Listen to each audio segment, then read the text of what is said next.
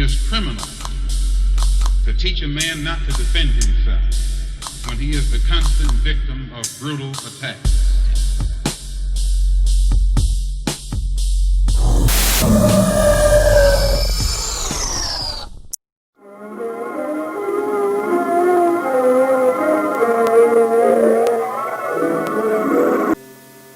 The first attempt to employ a contrail suppression system in a pilotless vehicle was conducted in 1962 using a BQM-34A drone with a J-69 engine.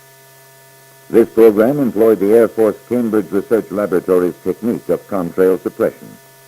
This technique was theorized in 1954 and demonstrated in flight in 1959 on a B-47 aircraft. In this technique, a mixture of chlorosulfonic acid and sulfur trioxide is injected into the tailpipe of the jet engine and mixed with exhaust gases, so that on condensation, many small droplets are formed. If the droplets are sufficiently small, the contrail will not be visible. In May 1965, Air Force Logistics Command conducted flight tests of a contrail suppression system on a J-69 engine mounted in an RB-57F aircraft. Two systems were assembled. Laboratory conditions were maintained in cleaning, assembly, and calibration of the test system.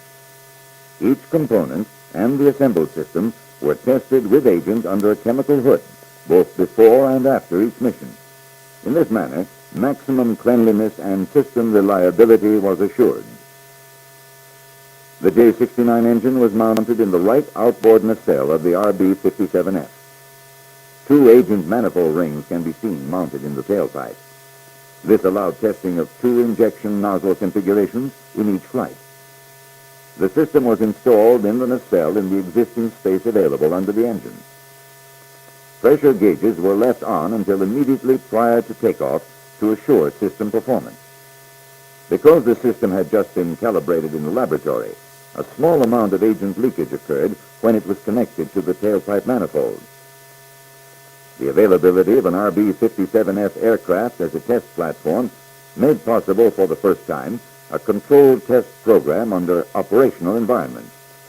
With a system operator on board, test parameters could be varied in flight to achieve maximum test effectiveness.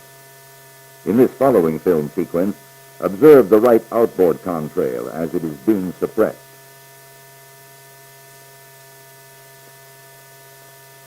Nine test missions were flown, 6 in the neighborhood of the Panama Canal Zone.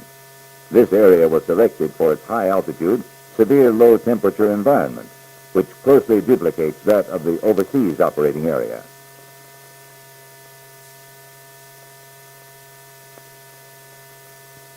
In the flight test sequences, agent was initially injected at a high flow rate. Then the flow rate was decreased until the contrail reappeared. In this manner, the minimum agent flow rate required for suppression was determined.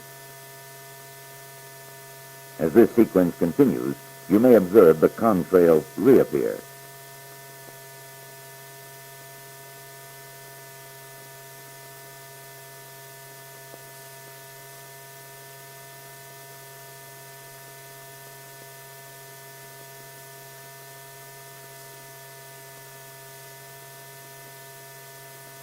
The purpose of this test program was to demonstrate the feasibility of the CRL contrail suppression system at altitudes above 58,000 feet, and to optimize the system by reducing the agent flow rate required for suppression.